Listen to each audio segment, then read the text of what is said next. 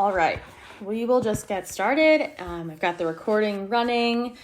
Okay, cool. So for those that don't know me, and those that are listening or tuning in, my name is Stephanie Schick, and I am the community manager here at Amazfit.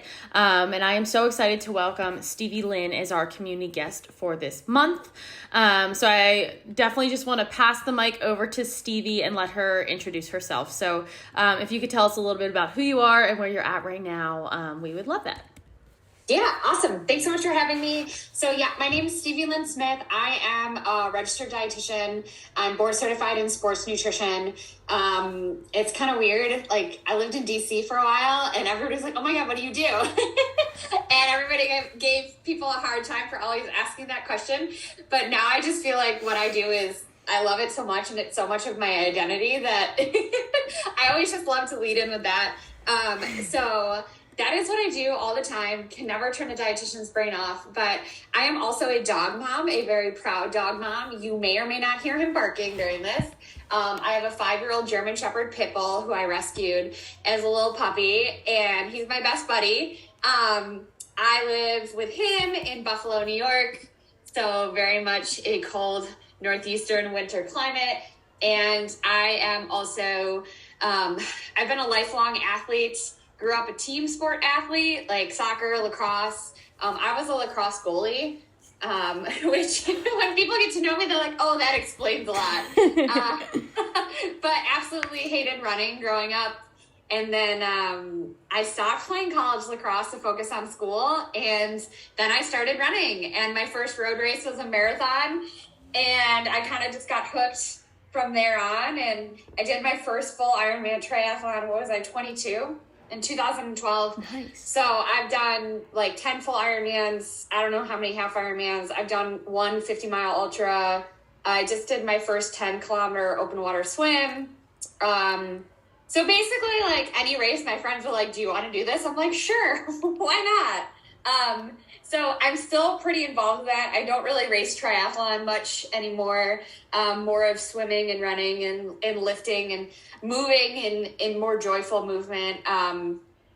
Since I got diagnosed with rheumatoid arthritis, trying to be a little bit more gentle Yeah. with my activities that I do. But yeah, basically just love being outside, love my dog, love exploring and trying good food and meeting lots of different people. So it's me in a nutshell. That is awesome. And that is so funny that you like quit your college athletics to do school. And I actually did the same thing. I was on the swim team and I quit when I was 21 to do an Ironman too. So like people thought we were crazy, I'm sure. But that is so funny. So awesome. What a wonderful intro. And I can't wait to dive really into some of those things. But first and foremost, I just want to like kind of ask you what excites you about the work that you do and the business that you've built for yourself. Yeah. Oh, I totally forgot to say I'm a business owner. She does it all. Right? It's just a minor detail. Yeah. Yeah. So I'm a small business owner. I have my own private nutrition practice. Stevie Lyn Nutrition, kept it real easy because I was like, I want to come up with a really cool name for my business. And then I was like, I'm not that creative. Let's just use my first and middle name. You know, it's so interesting because when I decided to become a dietitian, I never was like, I'm going to work with athletes. Like, even being an athlete, like, that wasn't a driver for me. I just wanted to help people. I just felt like this strong connection to helping others. And I started the first 6 years of being a dietitian. I've been a dietitian for 11 years now, which seems really strange to me. I feel like I'm still like 23, but I was in clinical. So I was working in hospital settings for the first 6 years. And a lot of people like talk down on clinical nutrition. I think it was such an amazing experience. If nothing else, just to like learn about life and see people from different areas, I was in Washington, DC. So it was just like people from all different aspects of life in different countries. It's such a melting pot in DC, a little bit different than the climate here in Buffalo. So that was huge and amazing. And I just loved helping people. And through a long story, it eventually became, you know, my own little business and working mostly with athletes, endurance athletes. And I just get excited for people to feel good in their bodies and to feel good doing what they like to do. If that's running a marathon really fast and qualifying for Boston and feeling good doing it, that's great. Or if it's just they're more energized and can show up in their daily life for their families, for their job, their community, feeling better and not overtired and overworked and on this like crazy hustle culture, stressed out, you know, worrying about every piece of food they put in their mouth. So I work with people on all ends of kind of the movement spectrum. Like, yes, I work with athletes, but like I have a couple, they're so cute. They're like in their 60s and they just want to live healthy and be active and, you know, show up for their families. So to me, it's just people kind of like realizing that like, oh, wow, well, all of these little things that I do for myself can add up and make me feel really good. Oh my gosh, what an awesome answer. And I love that you kind of went full circle there of like, yes, you have to focus on fueling endurance things like an Ironman, but alternatively, you also have to fuel your life and your day-to-day life. And a lot of people, you know, put that on the wayside and don't get as much out of life. So like big picture, you're literally helping people get more out of life. And that must be so incredibly fulfilling. I would love to kind of start back with your athletic career. So how did your athletic experience as an endurance athlete, probably like a learning curve there starting so young, how did that bleed into your passions and what does your nutritional story look like and how did that lead you to where you are today? Yeah, so I don't know, the thing I loved most about being an athlete, which is why I don't think college athletics were for me, is that the community and the camaraderie. Like I was on my varsity, I picked up my first lacrosse stick my freshman year and I was like bumped up to varsity that same year, lacrosse. So I was like captain sophomore through senior year of the lacrosse team. Like I just really, obviously, like, I loved the adrenaline rush. I loved, like, I was a goalie, right? Yeah. I loved, like, winning and competitive. But, like, overall, like, in reflection, what I like the most is, like, the connections I made with people, like, the bond, the, like, working hard together and being able to show up as a community. And while, like, triathlon and running and swimming can be, like, a very singular sport, it's like anything. Yes, it's a singular sport, but you can make it like a team sport or community when you lean into friends and really allow yourself to open up to others out there and like cheer them on in their goals and have them support you and just different ways to show up for each other. So like that was, I think, like the overarching theme that I love. And, you know, thankfully in my adult life, most of my friends are very active. So we like do race vacation trips, right? You know, more often, you know, like pre-COVID, but like we do these things together. Like I'm doing rim to rim to rim with friends from DC in October. That is so awesome. That's definitely a bucket list of me. Oh, I can't wait to follow you for that. I'm doing it in 2 days. Don't worry. I'm staying in the cabin. Yeah. Okay. That's amazing. Some of the guys are doing it in one day and I was like, again, it's like knowing my limits, right? Yeah. I'm like, I don't need to prove anything. I'm gonna sleep in yeah. between some of the miles. Soak it up too. That's going to be amazing. Right? So, I mean, I think that is like the biggest thing from sport that is, you know, has carried on. And I can kind of like continue to foster that with the athletes I work with too. Like when my clients are racing, I'm like, oh my gosh, I got to track them, like see how it's going.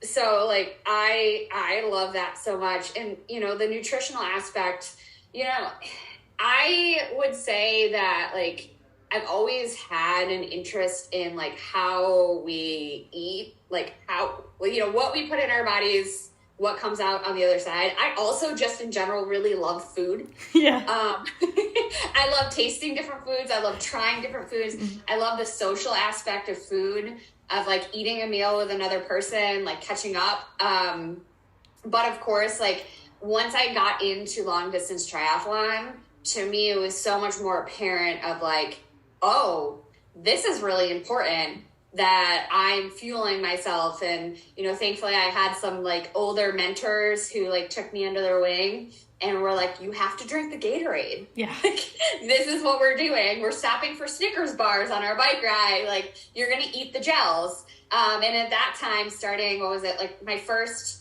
70.3 was 2011. My first Ironman was 2012. There wasn't like all of these products that we now have on the market. So it's just kind of like you drink the power bar, perform, and you like it. You eat the gels and you like it. So, you know, there was like never like, you know, I did have some stress fractures before that when I was running.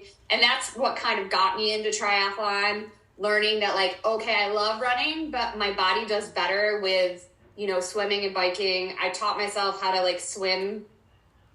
I mean, I learned how to swim in a gym class, but like really swim. Like triathlon swim, in like 2010. And like, to me, like that's been one of the best things that I've done for myself is, you know, now I have that skill lifelong and I enjoy it. So, you know, just kind of being like, that first bog and being like, oh yeah, like I actually have to pay attention to how I'm feeding myself. And at the time I was, you know, my senior year of college, and before I sat for my RD exam, that's when I did my first Ironman. So it was like kind of cool, like doing it in conjunction, because I'm like learning all about human metabolism and biochemistry and food science and et cetera, and how to apply it. And then just also using it for my own benefit there. That's incredible. And I bet that was super empowering to literally like take these tools and see it like, you know, take you further than you thought you could go and push you. And wow, that's amazing. That is so cool. And I love your overarching theme of just like positivity. Like you loved cheering on your teammates from the goal. You love cheering on your clients. And it just, I can see your passion for like connecting with people and really just being like a thought partner in their own journey too. While also showing them that, you know, they can do hard things with fueling themselves. Sorry, go ahead. Yeah, I love hyping. Like, you know, everybody thought I would be super sad not racing Ironman. I was like, nah, I love spectating Ironman. I was like, bring it on. That in and of itself is its own athletic feat. Oh my gosh, yes. It's a sport. It's an absolute sport.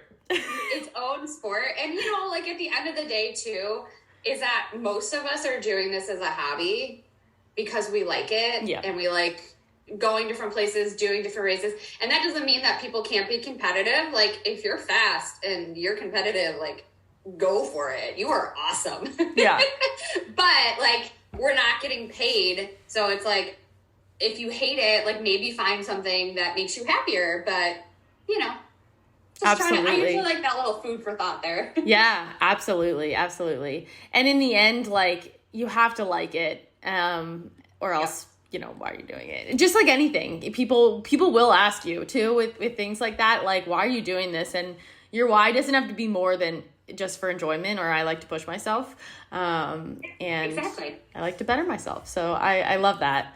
I would love to dive in a little bit to your professional life and the content you share on your social media, which is so helpful. And we will talk about plugging that at the end, because I definitely want people to follow you. But you cover some of my favorite topics and debunk some common mistakes that athletes make.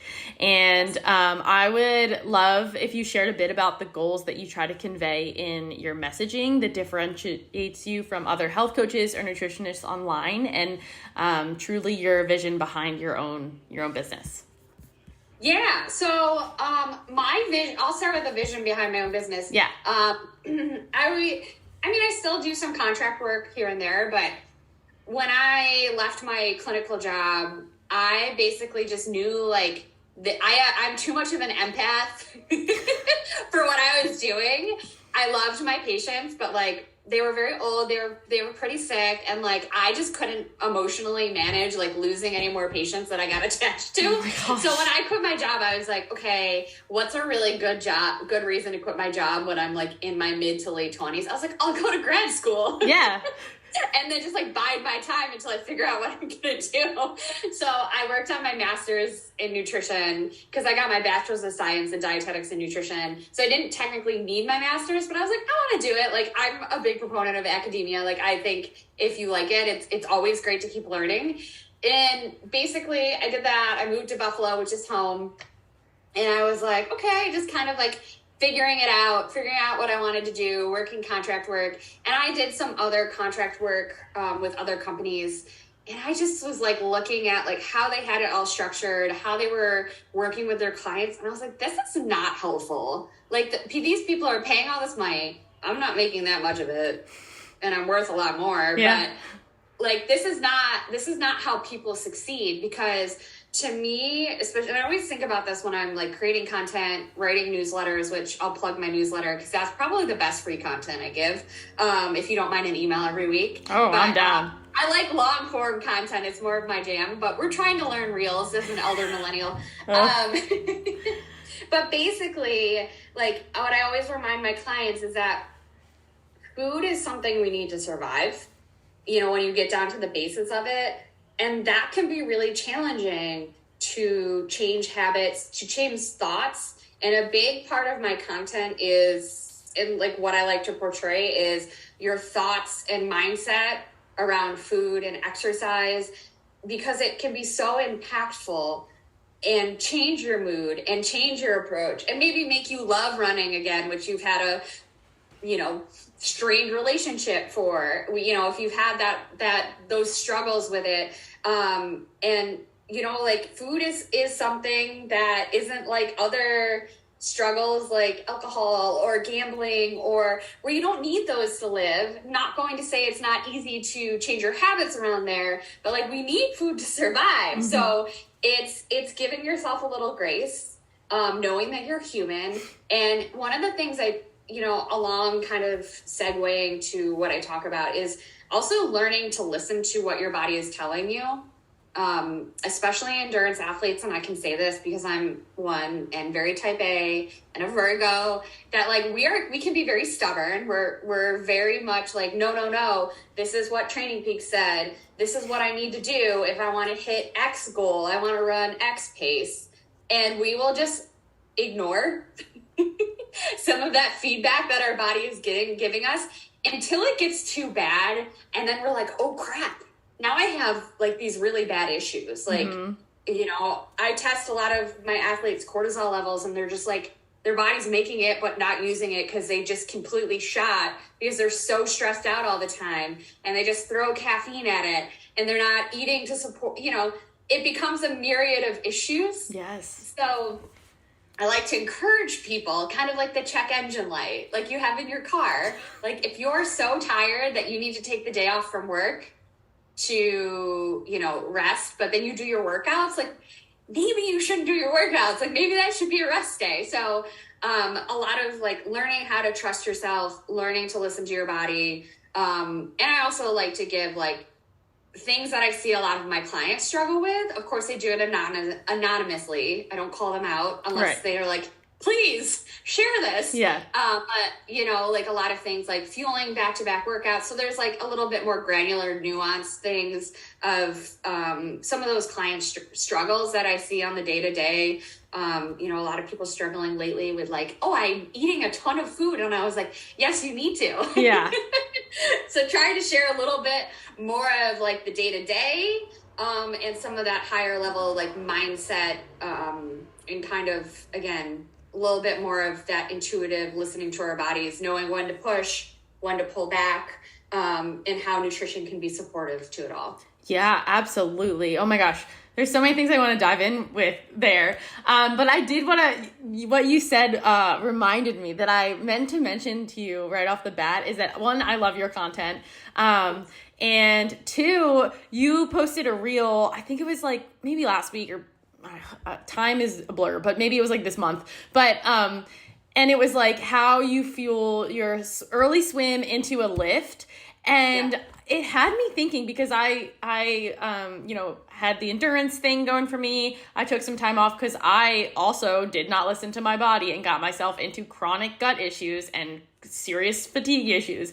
Took some time off, and now I'm slowly dabbling back into endurance and training for my first ultra. But I am like working with a coach again, very new. This is all very new to me again. And I have these like a lift and a run, and I was like, oh, it like rung a bell with me. I was like, I should be eating in between these workouts, even though like my schedule means like I need to do them back to back. And I've been doing that for the past like week or so. Like, I was like, who knew that bringing a banana and a gel for between would make me just feel so much more stronger? And also, like, that leads to being happier and being like, woo, that workout was awesome. Like, it just, like, I don't know. So I wanted to tell you that, of just, like, the smallest so change. And I was like, wow, I feel amazing. But I did want to dive into, I feel like a lot of things you just brought up when it came to things that your athletes were saying, or maybe mistakes they were making, were as much maybe a mental health or mental adjustment or behavior change as much as it like your degree is in like the, you know, nutrition and like, so you become this like coach and even like a cheerleader. And did you, when you were crafting your business, did you realize that you were gonna have to be almost like a behavior change coach as much as like the science-backed, you know, bringing information? And how have you, I guess, grown in that area to become the best you can? That's a great question. Sometimes I jokingly call myself a food therapist. Yeah. That's like my fun slang term for it.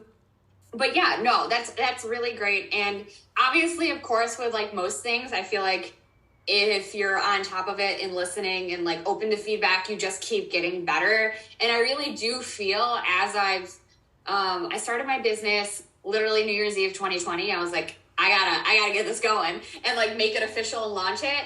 I really think over the last like two, you know, just entering like third year, I really honed in on those skills. And like I said, going back to my clinical experience, I think that really taught me how to engage with all different types of people. But now within my business, I have the choice of who I work with, you know, which is nice, which is great. And, you know, and none of it is something that I've learned to not take offense to if someone chooses not to work with me after we chat. I always like to have like a quick 30-minute call, because at the end of the day, people are going to succeed most if they're able to communicate with me. I'm a big communicator. I think that's one of my gifts anyways, but with the coaching relationship, and as I'm sure you experience with like run coaching and any other type of coaching, is that the more you can collaborate and work together and the more you feel comfortable, the more you're going to succeed. Like I always tell them, the more you tell me, the more I can help you. Like, I'm not here to judge. I'm here to listen, and I'm here to try and figure out solutions.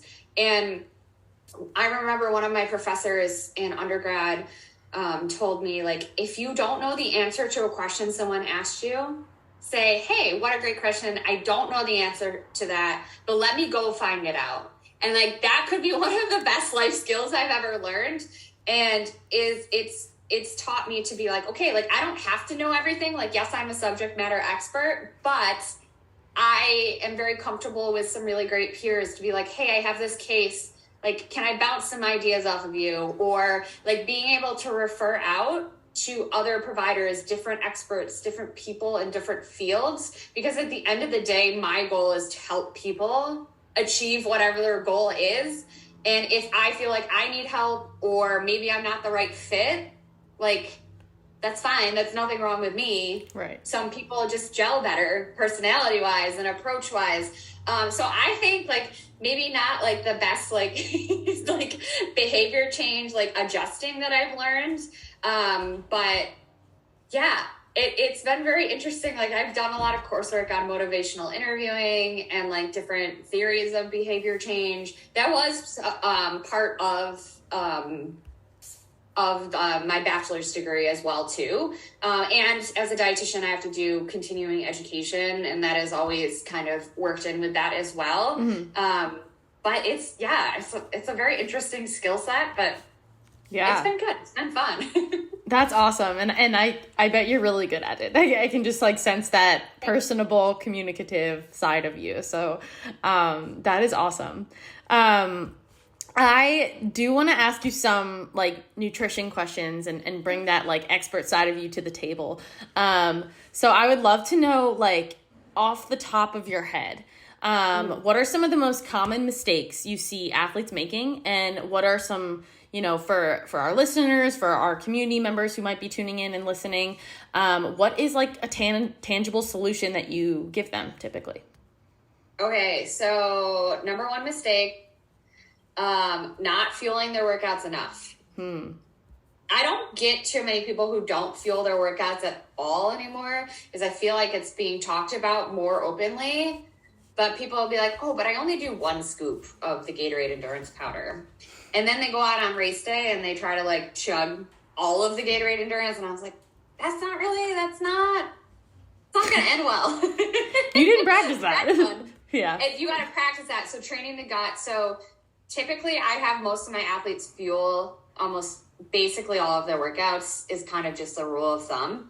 And a lot of that is gut training. And another of it is kind of segueing into another mistake, is that most athletes are falling short on their overall energy needs. So using that fueling as an opportunity to help you very easily meet those overall energy needs, and also just make you feel better. Like you said, like once you added just that small snack, like it doesn't have to be extraordinary amounts of fuel on every workout, every single time. Like this morning I did a 55-minute run and I had a 5-minute walk, warm up, 5-minute walk, cool down. Did I need to bring 2 scoops of scratch and 20-ounce bottle with me? No, but I did, and I felt much better. Right.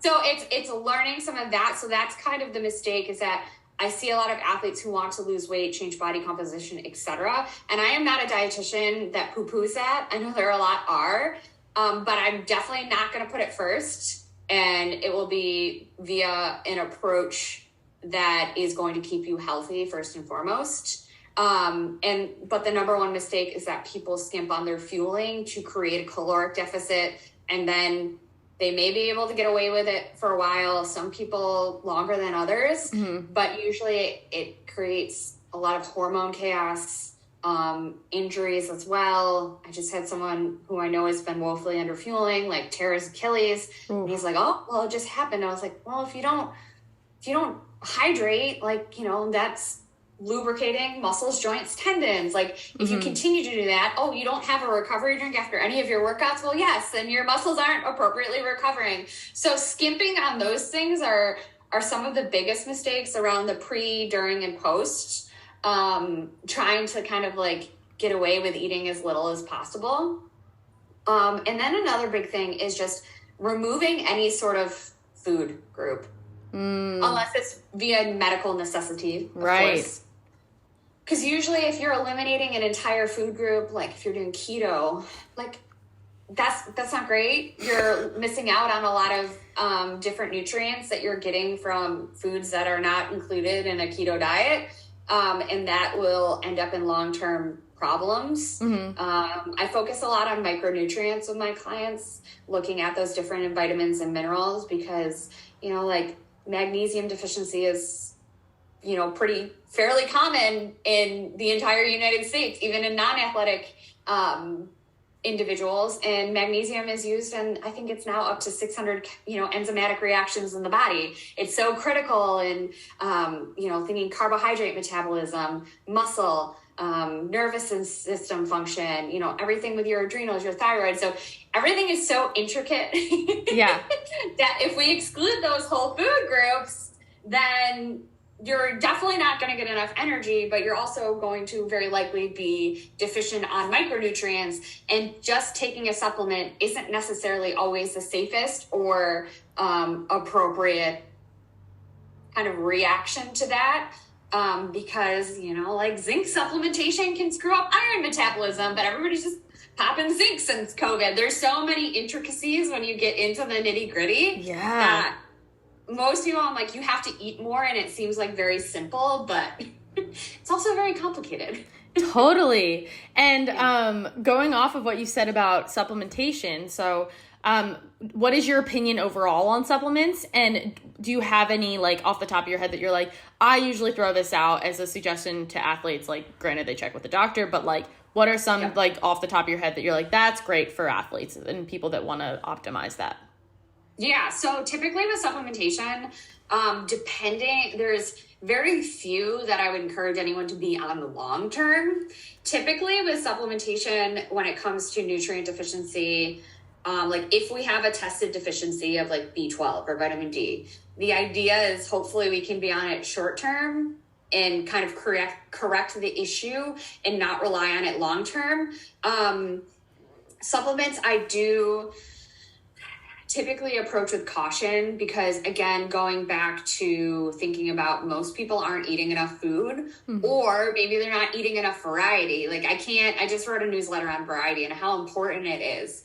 I read a study and it was of like 59,000 women, and the women who ate like 10 to 14, I think, or 14 to 16 different healthy, I don't like how they phrased it, foods per week, had a 42% reduced risk of all-cause mortality in comparison to the women who ate 0 to 8 different healthy foods per week. So like, not that every meal has to be completely different, but people just like eat the same things over and over again and don't try different fruits or vegetables or different whole grains or nuts or seeds. And it like can really do them a disservice, especially when we're thinking about athletes and just we have overall higher demands on all of our nutrients, macro and micro, but that's another segue. But as for the supplements, typically always like to look for a tested deficiency because some supplements can do more harm than good. You want to make sure you get the dosing right. Sometimes too, like particularly thinking about iron, it may not be iron that's the issue, but there's something else along that cascade of iron metabolism that is the issue. Like, are you a vegetarian? You have no vitamin A. Vitamin A is a very key kind of piece of that iron metabolism pathway. Or are you supplementing zinc? And zinc is a copper antagonist, and it's degrading part of that iron metabolism pathway. So typically not one to just like always jump to supplementation. If it is something that someone chooses to do, we like to always monitor, like, okay, let's check blood work in 3 months. Or if we're doing it to influence a hormone level, let's check in on that in 3 to 6 months. I would say the one that I'm like fairly comfortable telling people to try once they check with their doctors is magnesium. Just plain magnesium. I take a magnesium powder in hot water most nights. Don't worry, I'm not drinking it now because it makes me sleepy. Yeah. A strong reliever. You know, there are different forms of magnesium that people can try. So it can cause some like unwanted GI effects. So I always tell people to start small. Right. But typically that's one that I'm like fairly comfortable and confident as long as we're keeping it at like, you know, the serving size or the recommended dose to look to add that in, especially if like stress is something you feel like you struggle with. It can, you know, create some of that like relaxation and ease stress a little bit too.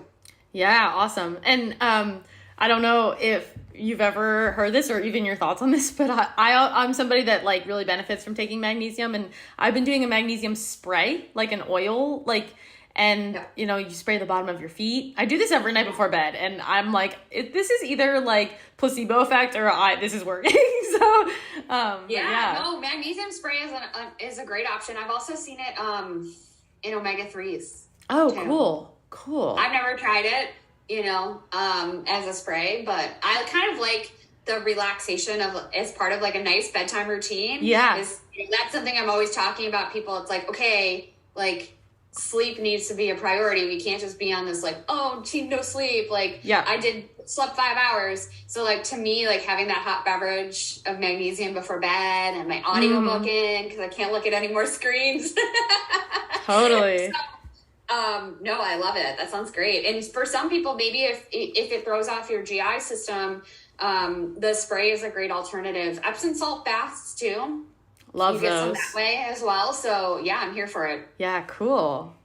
And I want to kind of close up with one more question for those people in our community who may tune in that maybe you wouldn't categorize themselves as a high achieving athlete, and they just want to eat healthier and they're having a hard time, potentially lose weight, but overall just be healthier. What are some habits or even, tips that you would give them, especially those that might not want to count calories? Maybe they have a previous issue with relationship with food. They just want I wanted some tangible tips, but I don't want to get nitty gritty with it and easy. So what are some tips you have for those type of people? Yeah. Always start small. Especially going back to behavior change, pick 1 to 2 things, right, that you feel like you can be consistent at. Like, I see so many people trying to do 7 things all at once, flip their whole world upside down. Mm-hmm. You may hear that works well for some people, but with all of the other things that we have to do with work, life, community, family, etc., whatever you're involved in, people get overwhelmed. Yeah. And my number 1 goal is not creating that overwhelm. Being able to be like, okay, here are 1 or 2 things. You feel like you can do this.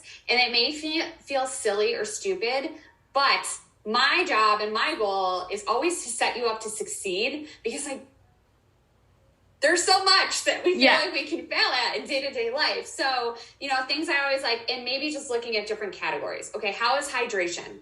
If you know hydration is a struggle for you, start there. I always have an emotional support water bottle or sippy cup. Yep. I have a Hydro Flask with a straw. If you struggle to drink water, if it has a straw, you'll be more likely to drink more. Just start with a goal of being like, okay, I'm going to drink half my body weight in ounces today. Start with that. Look at what you're usually eating. Are you eating out frequently? Don't get me wrong, I love to eat out. I had this great salmon cream pasta dish for a lunch meeting today. It was great. Oh, yum. Oh, it was so good. Most of the time I eat in. So okay, say you're eating out 3 days a week. Can you eat in, cut that down to 1 day, cut that down to 2 days, and learning how to prepare foods that you like. It doesn't always have to be fancy recipes. I kept it simple with one of my meal prep this week of chicken thighs, sweet potato, and broccoli. Doesn't have to be, a great classic, a nice staple. So looking at those habits, I can never,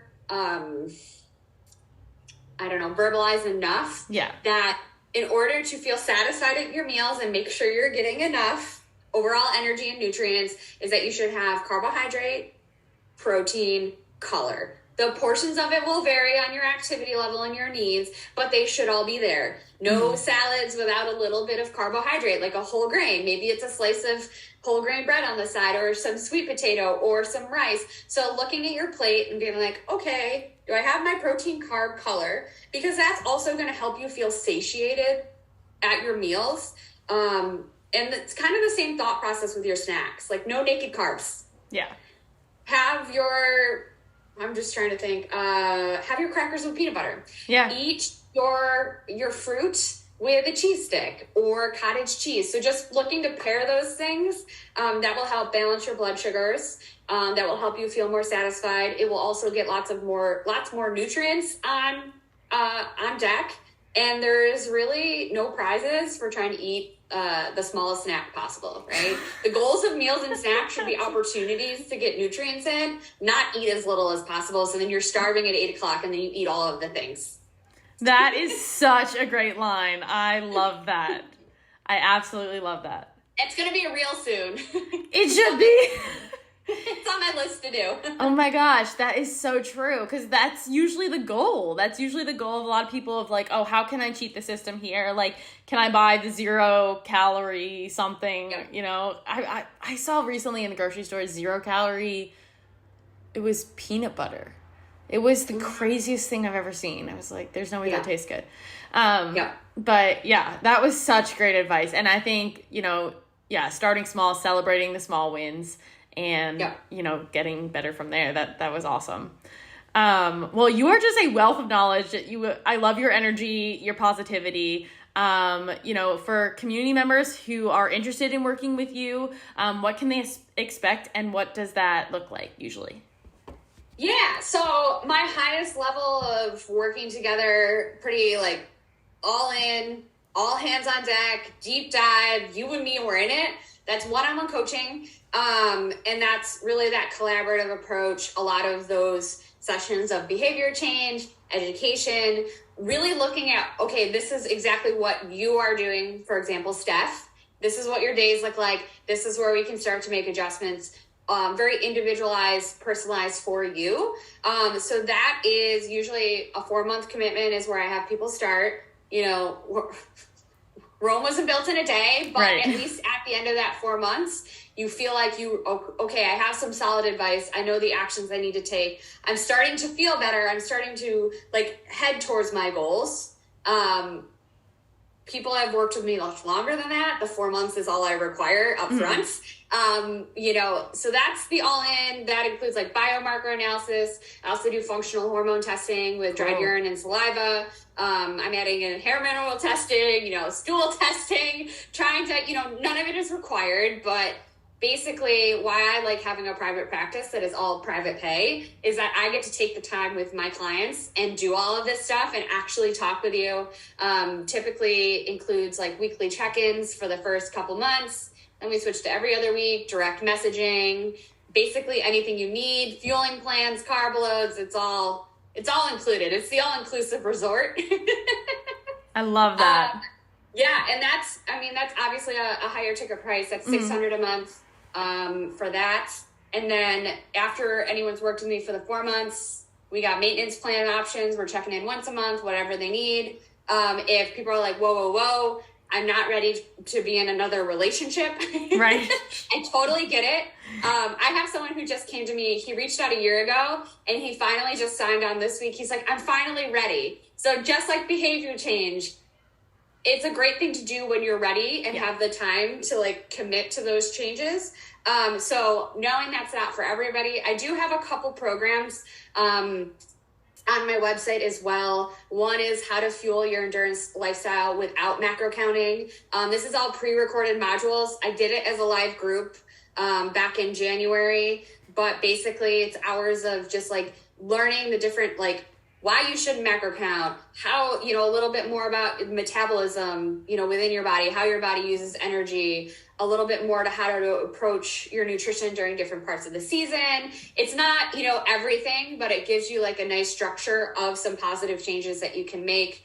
That's always available. And then for race fueling specific, I have a program called The Edge, where basically I teach you how I've built hundreds of fueling plans I have a running focused one for my runners and then a triathlon focused one. So you can always have those as available options on my website, which I'll say stevielynrd.com.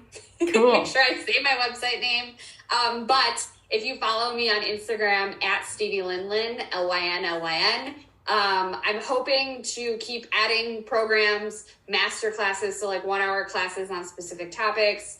Maybe I'll run that group coaching course live again. But I'm trying to create more offers because I do understand that like one-on-one coaching is not for everybody.